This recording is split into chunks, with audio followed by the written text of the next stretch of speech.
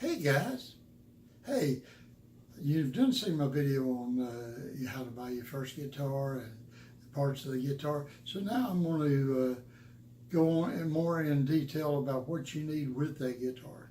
Everybody, you got the guitar, but nobody tells you about what all other accessories you need.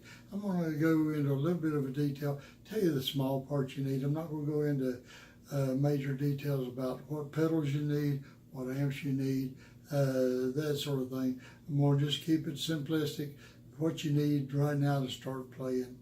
And so let's get ready to rock.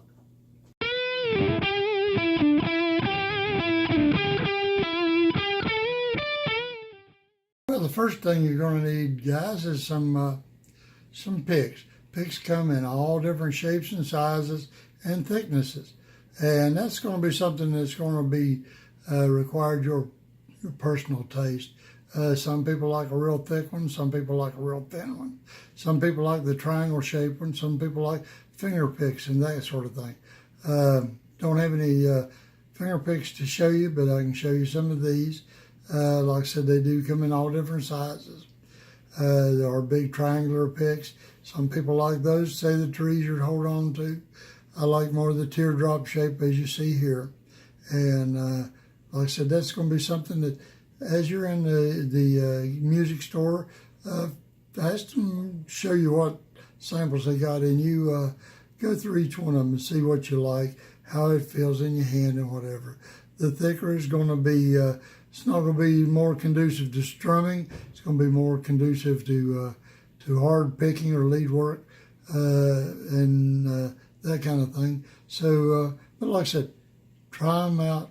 It's going to be a matter of personal preference, what you like and what you don't like. So hopefully you'll find something that will suit you and fit your hand just right. Hey guys, here's the next thing you're going to need. It's going to be a tuner of some sort. Don't have to be a high dollar one. It can be a cheap one. You can even get a free one for your phone. You can't beat free.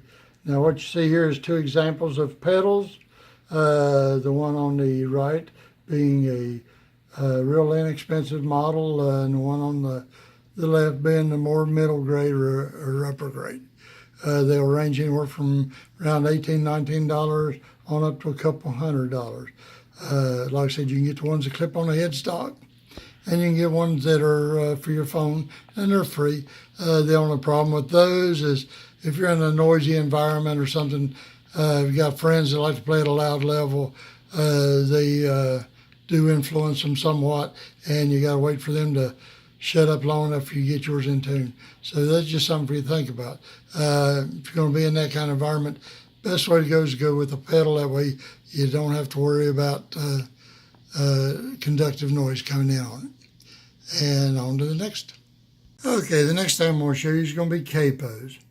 Capos are a great device. These are two different kinds.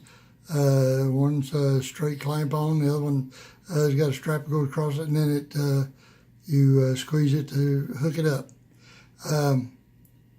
These are good if you only learn several chords and you want to play in another key.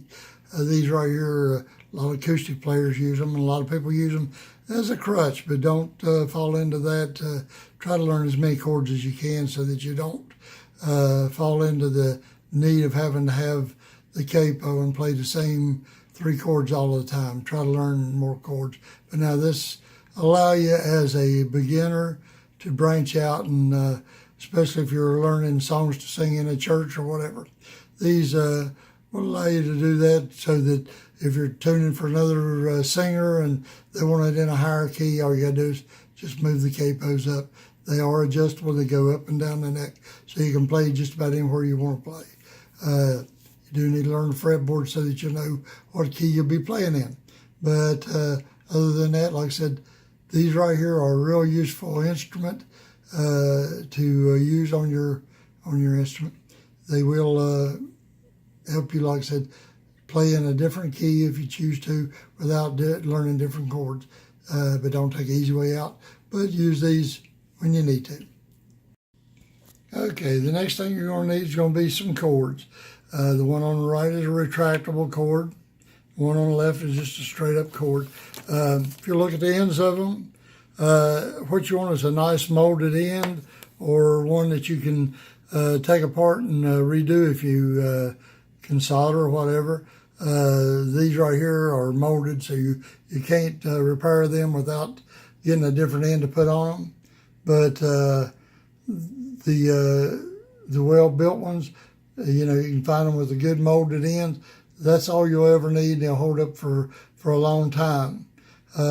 Stay away from the cheap. The thinner cord, the more thinner the cord, typically speaking, is more cheaper ones, and the sound won't be as good and they won't last as long. Cords, if you take care of them, they'll last you a good while, but now they do take abuse, and this is probably going to be one of the things you're going to have to rebuy time after time, unless, like I said, unless you take up soldering and get the ones that's got the repairable ends on them.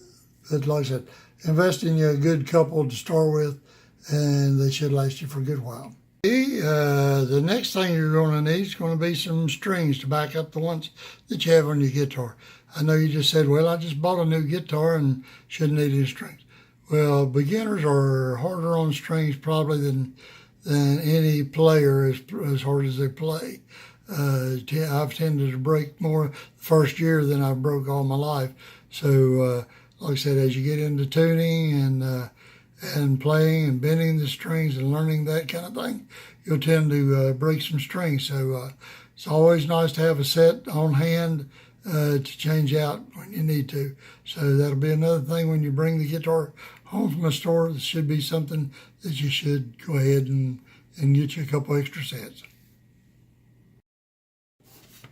All right. Here's some things that you're going to need that you don't even think you're going to need. A few major tools you're going to need to work on guitars. The Allen wrench set. It comes in real handy, especially with electrics. Not so much with acoustics, but every now and then you have an acoustic that has a truss rod adjustment or something that you got to use Allen wrench. So it comes in handy to have you a good set of Allen wrenches sitting around. You always need a set of diagonals too. That's when you go to putting your wire, your strings on your guitar, so you have something to cut off the excess. Get rid of that. Also, you'll need screwdrivers, different sizes and shapes, and Phillips and straights, and that kind of thing. Then this thing right here is called a string winder. Makes a whole lot of difference putting on strings. Takes you half the time with something like that as opposed to twisting the whole thing by yourself. And this thing in the middle, that's a tool that's got the string winder on it. It's got the cutters on the end, and also if you look right here, it has a thing to pull the pegs out on an acoustic guitar. So something like that's good. I'll have as well. Now on this one, it also has, if you look at that right there, that's what pulls the pegs out of acoustic on this one. So anyway, those are tools that you're going to need sometime. Might as well get them soon and have them in your arsenal ready to work on your guitars. Okay, the next thing I think every guitar should have is a nice strap. Make sure that it's a good strong strap and that the ends are made in such a way to where they hold your guitar snug and you don't have to worry about your guitar falling out of the end pieces. That's a lot of the problem when you buy a cheaper strap is it doesn't hold your guitar in the fashion you need it to hold. You may say, well, I don't need a strap, but you'll be surprised the difference as you're learning a guitar in playing standing up, playing sitting down. Each one presents different challenges. Also, some people like to put a strap on just when they're sitting and playing, so that it helps hold the guitar in position. So get you one of these as well as you go to purchase your guitar. Get you a good grade strap as well. Now, the next thing I would suggest is a good case of some sort. You'll see at the top of the page there is that's a canvas or a cloth bag.